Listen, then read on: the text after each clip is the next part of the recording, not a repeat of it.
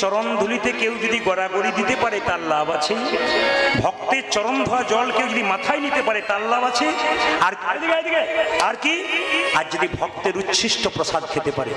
যে যেখানে বসে আছেন, আপনারা যারা এমএ বিএ পাস করেছেন, এমন সমাজে ব্যক্তি আছে এমএ বিএ পাস করে ভগবান ভজনা করে না, নিজেকে দেখবেন রয়্যাল বেঙ্গল টাইগার মনে করে, আমার মতো আর কেউ নাই, আমি আমি এমএ বিএ পাস করেছি, এরা যারা বসে হাত তুলছে এরা সব বোকা, আস্তে এরা সব বোকা, আমি বুদ্ধিমান। তাকান, যারা বুদ্ধিমান ভাবে তার জন্য বলে রাখি, যারা নিজেকে বুদ্ধিমান ভাবছেন এমএ বিএ পাস করে সামান্য চাকরি পেয়ে, তাদের জন্য এই নিবেদন। কয়েকদিন আগে হুগলিতে গান করছিলাম, যার বাড়িতে গান করছি তার দুটো ছেলে পুলিশ অফিসার, কাশ্মীরে বিএসএফ জওয়ান, সবাই তাকান। তো তার বাড়িতে গান প্রতি বছর আমি করি, পরপর 3 বছর করলাম।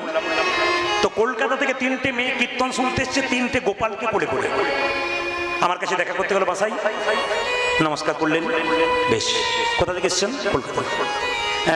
কেন কলকাতায় আমাকে পান না? পাই, সব জায়গায় পাই না, আমার আত্মীয় বাড়িতে চলে এলাম। 3 জন এসছে, 3 জন গোপালকে, 3টে গোপালকে নামিয়ে সামনে বসে আছে। কীর্তন শেষ হয়ে গেল, সবাই উঠে গেল, 3টে মেয়ে ধুলোতে গড়াগড়ি দিচ্ছে।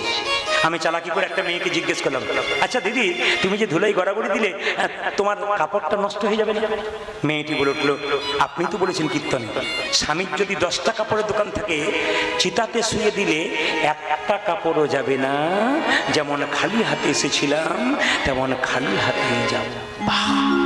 আমি বললাম, কিছু মনে করবেন না, আপনি কি হাউস ওয়াইফ না কিছু করেন? মাথা নিচু করে বললেন, এমন কিছু না। বলে কি? কলেজের প্রফেসর। শিক্ষিত ব্যক্তি যারা আছেন, যাদের এখনো পর্যন্ত ঘমন আছে ভেতরে, অহংকার ভেতরে আছে, তারা শুনবেন। ওই মেয়েটি বললো, আমি খুব মাথা নিচু করে বললো, আমি কলেজের অধ্যাপিকা। বাহ, আপনি কীর্তন শোনেন? শুনবো না কেন? আমার বাচ্চাকে নিয়ে এসছি, ওই দেখুন বসে আছে আমার সামনে। বাহ, আপনি কটায় অফিস যান, মানে স্কুলে কলেজে যান? বলছে, আমার স্বামীও প্রফেসর, আমি অধ্যাপিকা। তাই নাকি? বেশ, মেনে নিলাম। আপনার কি করে এতটা মেনটেন করে সময়? বলছে, আমরা তো প্রসাদ ভোজি, ভোর 4টে উঠে গোবিন্দের সেবা টেবা করি, মঙ্গল আরতি করি, তারপর প্রসাদ তৈরি করি, ভগবানকে দিই, দুজনের সেবা নিয়ে চলে যাই, ছেলেকে স্কুলে পাঠিয়ে দিই, আবার সময়ে 3 জনে ঘরে আসি, সন্ধ্যাবেলায় নাম কীর্তন করি, আবার নিজের নিজের রুমে ঢুকে যাই নিজের নিজের ডিউটি করবার জন্য। তাকিয়ে দেখুন, সামান্য বিএ পাস, মাধ্যমিক পাস করে তার পাওয়ার দেখলে মাথা খারাপ, রাস্তায় এমনভাবে চলে মনে হয় এর মতো পণ্ডিত আর পৃথিবীতে কেউ নাই। ওই মেয়েটার দিকে তাকান, যে গাছে ফল ধরে সেই গাছ নিচের দিকে নামে। বললাম না, ভারী কলসির আওয়াজ হয় না, হালকা কলসির আওয়াজ হয়। তাকাবেন। আর একটা মেয়েকে জিজ্ঞেস করলাম, আপনি কি করেন? ওই মেয়েটি বলে, আমি দাঁতের ডাক্তার, আমার স্বামীও দাঁতের ডাক্তার। বারে। আর একটা 18 বছরের মেয়ে, ওকে জিজ্ঞেস করলাম, তুমি কি করো? ও বলছে, আমি একটা কাজ করি। কি? বিউটি পার্লারের কাজ। বললাম, আরে আমিও তো করি, আপনি কখন করেন? আপনি তো কীর্তনই করছেন, কখন করছেন? আমার না, কীর্তন করতে করতেই করি। বলে, কি করে করেন?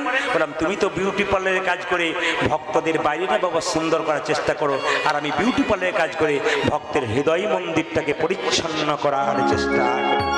এটা হচ্ছে একটা বিউটি পার্লারের কাজ।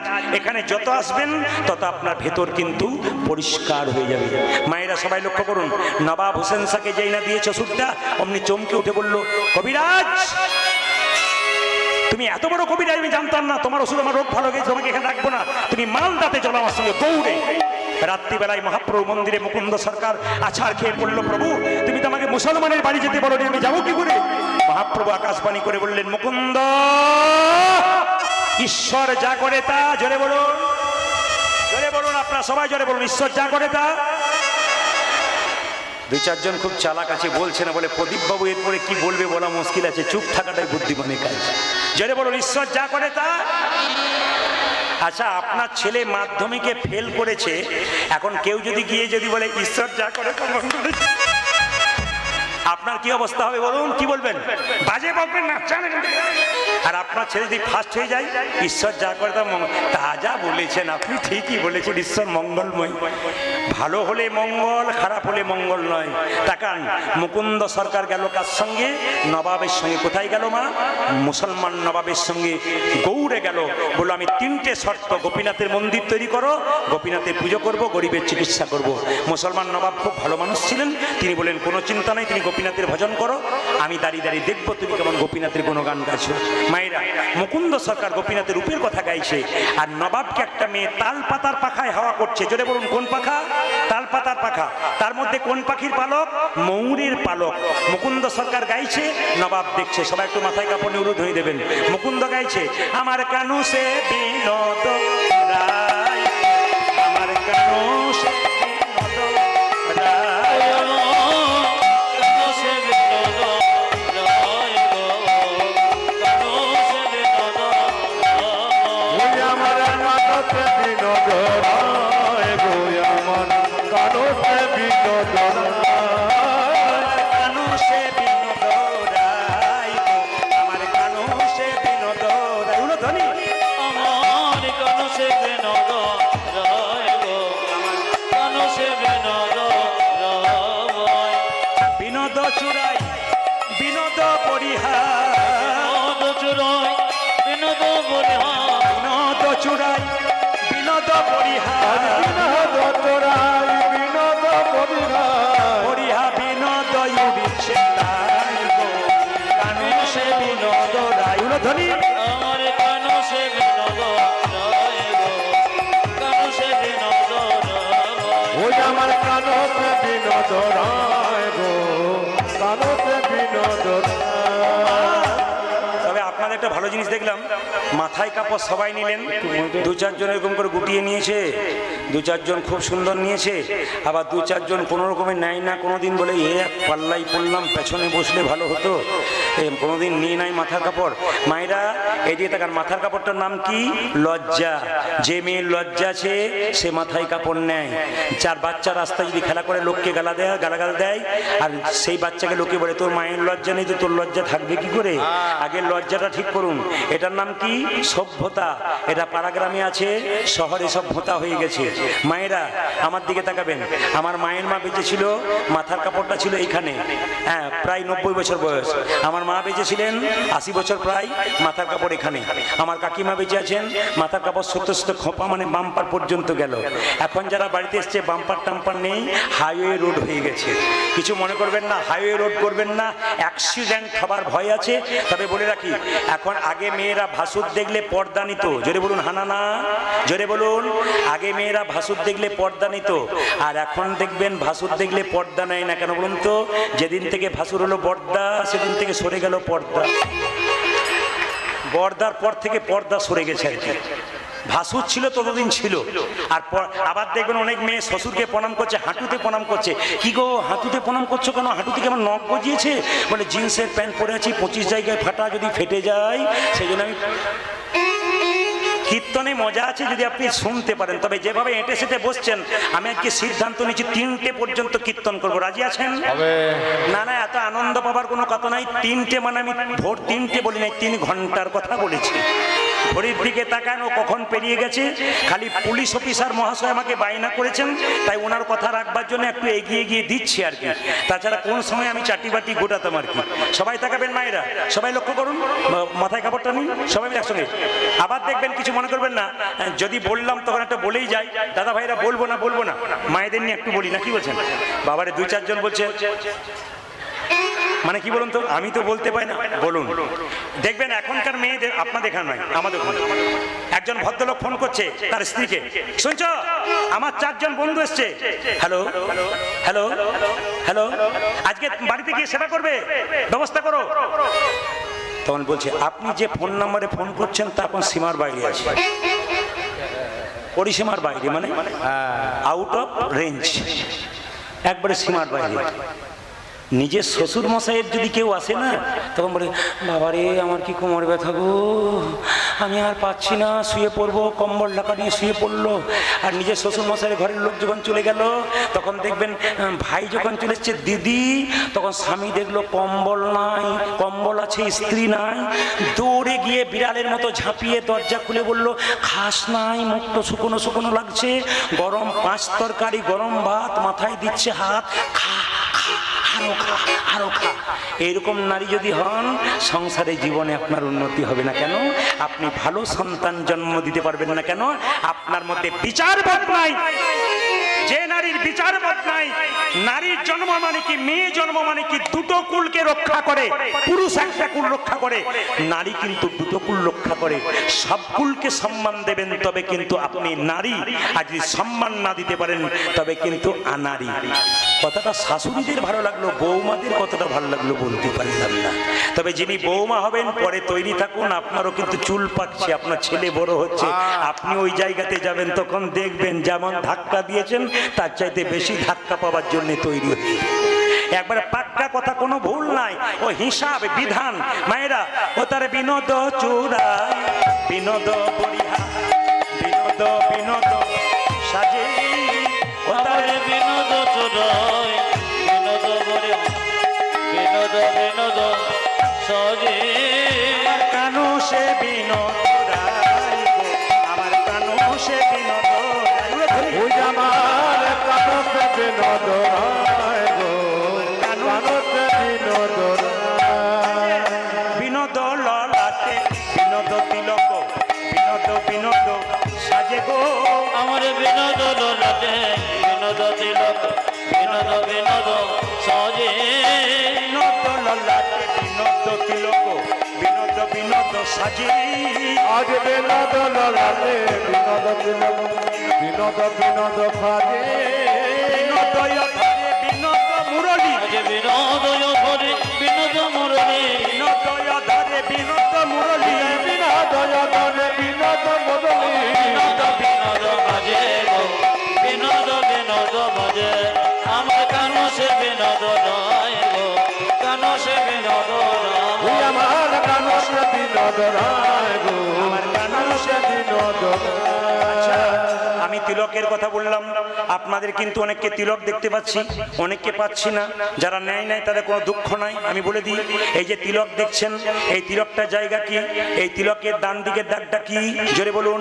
এটা হচ্ছে ব্রহ্মা, পাশের দাগটা কি মহেশ্বর, মাঝখানে ফোঁটাটা কি, ফাঁকা জায়গাটা কি বিষ্ণু। এই যে ফোঁটাটা নিয়েছেন তুলসী পাতার মতো, এটা কি সত্যি তুলসী পাতা? এটা যে গোবিন্দের চরণ হয়, এটা তুলসী পাতা। এতটা কম নেবেন না। তুলসী পাতা নাকে কত কথা নিতে হয় জেনে নিন। নাকে কতটা নিতে হয়? একটা নাকে 4 ভাগের 3 ভাগ অংশ তুলসী পাতার মতো নিতে হয়।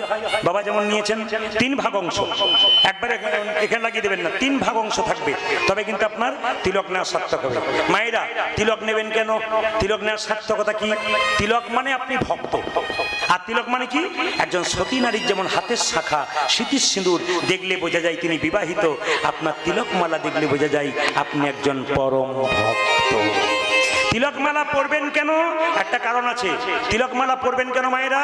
পুলিশের যেমন পোশাক থাকে, বিএসএফ জওয়ানের যেমন পোশাক থাকে, এইটা আপনার ইউনিফর্ম।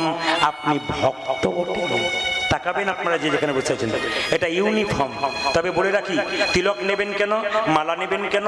একটি কারণ, রাস্তা দিয়ে যাচ্ছেন, কারো পেয়ারা গাছে থেকে পেয়ারা ঝুলছে, পাকা পাকা টস টস করছে, আপনি তাকাচ্ছেন, তুললে ভালো হয়, তুলতে গিয়ে থমকে দাঁড়াচ্ছেন কেন? মালা রয়েছে, তিলক রয়েছে, বলবেন কি পাছে লোকে কিছু বলে, মালা পড়েছিস, তিলক নিয়েছিস, এই এই এই তুই চুরি করছিস, পাছে যেন খারাপ কাজ না করতে পারেন, তার জন্য তিলকের দরকার আছে। কিন্তু আপনাদের দক্ষিণ চোস্কানাতে কতটা হয় জানি না, আমাদের ওখানে একটা 25 বছরের মেয়ে তিলক করে, মালা করে, ওর বাবা মায়ের কাছ থেকে শিখে এসছে, বিয়ের পর নিচ্ছে, পাশের বাড়ির 5টা মেয়ে বলা বলি করছে, বাবারে দিদি হারাধনের বইয়ের কি ঢং দিদি, তিলক মালা নিয়েছে, ভগবান বোধহয় আগে পেয়ে যাবে। জেনে রাখবেন, হাতি চলে বাজার, কুত্তা ভুকে হাজার। হাতি ঘেউ ঘেউ, হাতি রাস্তা দিয়ে চলে যাবে, কুকুর ঘেউ ঘেউ করবে, হাতি তার দিকে তাকাবে না। আপনি কৃষ্ণ ভক্ত, আপনি তো হাতির মতো, ওরা তো কৃষ্ণ ভক্ত নয়, কুকুরের মতো, ঘেউ ঘেউ করুক কেন, আপনি আপনার পথ দিয়ে চলে যাবেন, আপনি কাউকে কেয়ার করবেন না, রাধে রাধে বলে চলে যাবেন। জোর সে বলনা পড়েগা। কি বলবেন জোরে বলুন, আরো জোরে বলুন, আরো জোরে বলুন, আরো জোরে বলুন, বা বড় জোরে বসুন। ও তার বিনোদ গলায় বিনোদ মালা, বিনোদ বিনোদ দোলে, আমার বিনোদ গলায় বিনোদ মালা, বিনোদ বিনোদ দোলে। বিনোদ গলায় বিনোদ মালা, বিনোদ বিনোদ দোলে, বিনোদ গলায় বিনোদ মালা, বিনোদ বিনোদনে কোন বিনোদিনী বিনোদ গাথুনি, কোন বিনোদিনী বিনোদ গাথনি, কোন বিনোদিনী বিনোদ গাথুনি, কোন বিনোদিনী বিনোদ গাতুনি হেছে বিনোদ ফুলে গো। ওগো গেথিছে বিনোদ ফুলে, আমার কানো সে বিনোদ রায় গো, কানো সে বিনোদ রায়। আমার কানসে বিনোদ রায় গো, আমার কানসে বিনোদ রায়। যদুনাথ কয় বিনোদ নগর বিনোদ কদম্ব তলে। ওই দেখি জগন্নাথে ভয়ে বিনোদ নগর, বিনোদ কদম্ব তোলে। এই যে আমি গান গাইছি, এই পদাবলী গান এখন আর নাই, অনেকেই গাইছে না, কিন্তু পদাবলী গানের দেখবেন যিনি গানটা রচনা করেন তিনি হচ্ছেন পদকর্তা। সেই নামটা করলে মালদা মুর্শিদাবাদে বাচ্চা ছেলে পর্যন্ত প্রণাম করে। কেন বলুন তো? না, পদকর্তাই গানটা লিখেছেন। আপনারা সবাই মিলে প্রণাম করুন।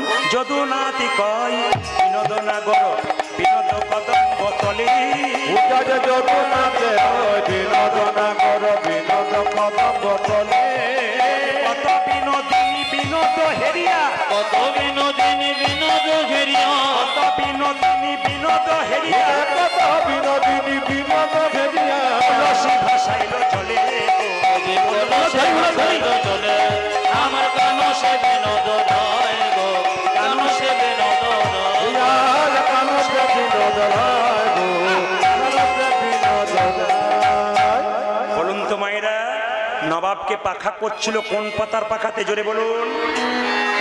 বা সেই পাখাতে কোন পাখির পালক ছিল? জোরে বলুন। ময়ূরের। আচ্ছা বলুন তো, যেই না মুকুন্দ সরকারকে নবাব ডেকেছে, মুকুন্দ মুকুন্দ অজ্ঞান হয়ে গেছে, যেই না ময়ূরের পাখার দিকে তাকিয়েছে, মুকুন্দ অজ্ঞান হয়ে গেছে। মুকুন্দ একে আছিস? মুকুন্দ অজ্ঞান হয়ে গেল, একটু জল দে তো। মুকুন্দের মাথায় জল দিয়েছে, মুকুন্দের জ্ঞান ফিরে গেল। মুকুন্দকে নবাব জিজ্ঞেস করছে, তোমার জিজ্ঞেস করছে মুকুন্দকে জিজ্ঞেস করছে, হ্যাঁ এই সাউন্ডটা থাক। মুকুন্দকে জিজ্ঞেস করছে, আস্তে, মুকুন্দকে জিজ্ঞেস করছে, তুমি অজ্ঞান হয়ে গেছিলে কেন? মুকুন্দ মনে মনে ভাবলো, জীবনে মিথ্যা কথা বলি নাই, আজ একটা মিথ্যা কথা বলবো। নবাব, আমি সারা বাংলা চিকিৎসা করি, আমার একটা রোগ আছে। কি রোগ? মৃগীর ব্যারাম আছে। নবাব বলল, তুমি জানো না আমার রাজ্যে একটা নিয়ম আছে, এখানে কেউ মিথ্যে কথা বলে তার আমি জিভটাকে ছেড়িনি। তুমি যদি আমার পেটের যন্ত্রণা ভালো করেছো, আমি তোমার কিছু করলাম না। তোমার যদি মৃগী রোগ থাকবে, তুমি যখন অজ্ঞান হয়ে গেছিলে কৃষ্ণ বলে কাঁদছিলে কেন? তোমার যদি মৃগী রোগ থাকবে, তুমি যখন অজ্ঞান হয়ে গেছিলে তোমার চোখ থেকে জল পড়ছিল কেন? মুকুন্দ বলল, নবাব আমার অপরাধ হয়ে গেছে। নবাব বলল, অপরাধ তোমার হয়নি, আমার হয়েছে। একজন কৃষ্ণ ভক্তকে আমার কেনা গোলাম মনে করে আমি ভুল করেছি। এই জগতে যারা কৃষ্ণ ভক্ত হয় তারা কারো কেনা গোলাম হয় না, তারা ভগবানের ভক্ত হয়। মুকুন্দ সরকারকে বলল, শোনো, নবাব বলল, তোমার যাতে অভাব না থাকে গোটা শ্রীখণ্ডটা আমি তোমার নামে লিখে দিলাম। ঈশ্বর যা করে তা মঙ্গলের জন্যে করে। মুকুন্দ সরকার কীর্তন করতে করতে আসছে আর গাইছে, কি কৃষ্ণ হাত তুলুন, কেশব। হাত তুলবেন সবাই, দাদা ভাইরা যারা আছেন, যে যেখানে আছেন, হিন্দু জাতির মানুষ, গর্ব করে নিজেকে হিন্দু বলবেন, সনাতন ধর্মের মানুষ বলবেন, সব ধর্মকে সমান দেবেন সম্মান, নিজের ধর্মকে কেউ ছোট করবেন না। বারবার বলবো, সবাই হাত তুলুন, কৃষ্ণ কেশব। দাঁড়ান দাঁড়ান, হাত তুলে থাকুন। যারা যারা এখন হাত তুলে থাকুন, তারা তারা হাত নামাবেন যারা যারা মাংস খান। হাত নামান, কারা কারা মাংস খান, হাত নামান, হাত নামান, হাত নামান, মাংস খান, হাত নামান। হায় রে গোবিন্দ, কি হলো গো? হাত নামান, হাত নামান, হাত নামান। বেশ বেশ, এবার সবাই হাত নামান, সবাই হাত নামান। যারা খান না তারা শেষ পর্যন্ত তুললো। আমার বাবা বৈষ্ণব বাবার কথা তো বাদ দিন, ওনারা তো করবেনই, ওনার তো জন্ম জন্মান্তর বা পেছনে একজন বাবা আছেন, ভক্ত আমার আছেন, অনেক বাবা রয়েছেন, ওখানে অনেক বয়স্ক বাবারও রয়েছেন। প্রণাম আপনাদের চরণে। শুধু সবার কাছে একটা নিবেদন রইল, আমি আপনাদের মাছ মাংস খেতে বন্ধ করছি না, আমি শুধু জিজ্ঞেস করছি, আপনারা আমাকে উত্তর দেবেন, শুধু বলবেন। বলুন তো মায়েরা, বিড়াল জল খায় চেটে চেটে খায় না চুমুক দিয়ে খায়? জোরে বলুন। দাঁড়ান। বেশ, 1 নম্বর হয়ে কুকুর জল খায় চেটে চেটে না চুমুক দিয়ে? জোরে বলে। আচ্ছা, বাঘ জল খায় চেটে চেটে না চুমুক দিয়ে? আচ্ছা, বাঘ কি খায়? মাংস। কুকুর কি খায়? বিড়াল কি খায়? জোরে বলবেন। মাংস। মাছ? আচ্ছা, বিড়াল মাছ খায়, কিন্তু কুকুর এরা কি খায়? মাংস খায়। আমার দিকে তাকান, যারা মাংস খায় সেই প্রাণীর দাঁতগুলো দেখবেন সামনের দাঁত দুটো বড় হয়। আপনারা যারা খান হাত দিয়ে দেখুন তো বড় না ছোট? তাকান, সবাই বলুন না, আমাকে বিচার করে বলবেন, আমাকে বিচার করে বলবেন। তাহলে গরু ছাগলের যেমন দাঁত, ওরা জল কেমন করে খায়? চুমুক দিয়ে না চেটে চেটে? গরু চেটে চেটে খায়, ছাগল যাক 2-4 জন যখন চেটে চেটে খায়, হ্যাঁ হ্যাঁ, তাও হ্যাঁ, সবাই হয়। আমি পরীক্ষা করে দেখছি। গরু কি করে খায় মায়েরা? চুমুক দিয়ে। ছাগল কি দিয়ে খায়? চুমুক দিয়ে। মানুষ কিভাবে জল খায়? সব মিলগুলো কার সঙ্গে আছে? বাঘের সঙ্গে, কুকুরের সঙ্গে না, গরু ছাগলের সঙ্গে। জোরে বলুন। গরু ছাগল কি খায়? তৃণভোজী, ঘাস খায়। আমি বুঝিয়ে দিই আপনাকে, যে যেখানে বসে আছেন শিক্ষিত ব্যক্তি, সাধারণ মানুষ, আমার কথাগুলো বিচার করবেন, তারপর আপনারা খাবেন। আমাকে কথাগুলো শুনে নিন। কি বললাম? ওরা তৃণ খায়, খায় না? আমাদের খাবার কি? তৃণ। কিন্তু আমরা কি খাই? মাংস। প্রশ্ন আপনার সামনে, কি প্রশ্ন দেখুন, তাকাবেন, কি প্রশ্ন দেখুন। একটা গরুর সামনে, ছাগলের সামনে আপনি মাংস দিয়ে দিন, ও দেখবেন শুঁকে দুর্গন্ধ ভেবে পালিয়ে যাবে। প্রমাণ দেখে নেবেন। ও জানে এটা আমার খাবার নয়, আমি খাবো না। মানুষের সামনে মাংস দিন, ও দোকানে মশলা কিনতে বেরোবে, ভালো করে বেশ মশলা দিয়ে তাজা মতো করবি, তার সঙ্গে যদি 1 বোতল পেয়ে যাই তাহলে তো আরো ভালো। যদিও আপনাদের এখানে মাতাল টাতাল কেউ নাই, একটাও মাতাল নেই। বাবার এই মায়েদের হাসি দেখে বুঝলাম যে পার্টি এখানেও আছে। আস্তে আস্তে কোনো জায়গাতে বাদ নাই। আচ্ছা, কিছু মনে করবেন না, মায়েরা অপরাধ নেবেন না। কীর্তনের মধ্যে শিক্ষা আছে তো। লীলাটাকে আমি ছোট করে দেবো, আগেই বলেছি, শুধু শিক্ষার দিকে যাই। আমি কয়েকদিন আসলে একটা আসরে গেছি, স্বামী স্ত্রীতে আমার কাছে বাসায় গেছে। দাদা, কি ইনি কে? আমার পতি দেবতা। বলে কি হয়েছে? খায়। আমি কি করব? একটু বলবেন যেন না খায়। এখন আসলে 2 জন স্বামী স্ত্রীতে বসেছে। আমি বললাম যারা মদ খায় তাদের 3টে লাভ হয়। তখন স্বামী বলছে, শোনে না, কি বলছে শুনে না। মানে একটা মানুষকে 5-10 হাজার লোককে হাসাতে হয়।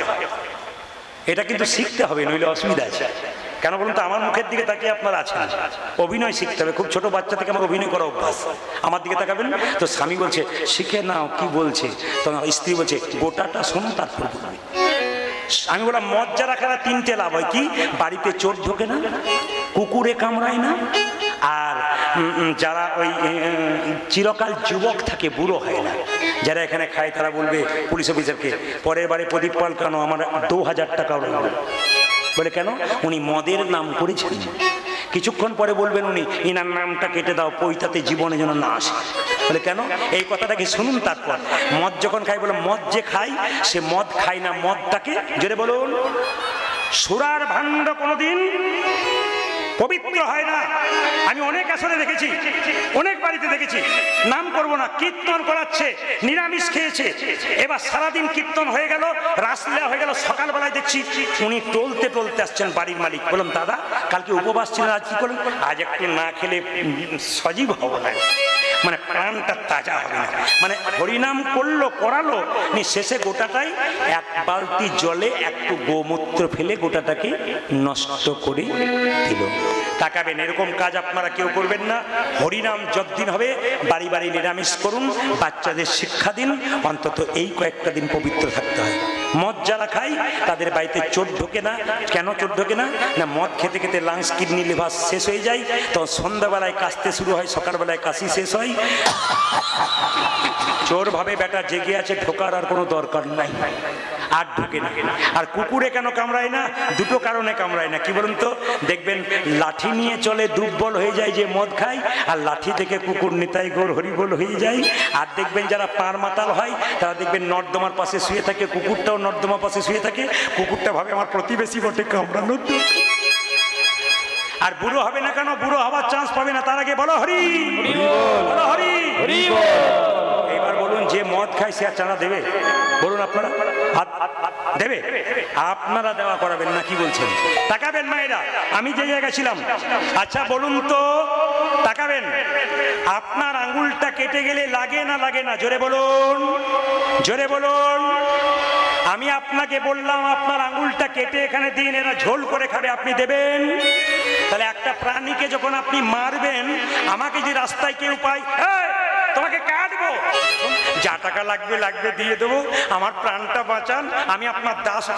আমাদের প্রাণ বাঁচানোর জন্য কত কাকুতি মিনতি করি। নিরীহ ছাগল পাখিকে যখন আপনারা কাটেন, তখন তাদের কত কষ্ট হয়। বাঁচাবেন, কথাগুলো বিচার করবেন। যদি মানুষ হন, এরপর থেকে খাবেন কি না খাবেন বিচার করবেন। এরপর আর একটা যুক্তি দেখায়, সবাই তাকান। আপনার ছেলেকে কোন একজন লোক খুব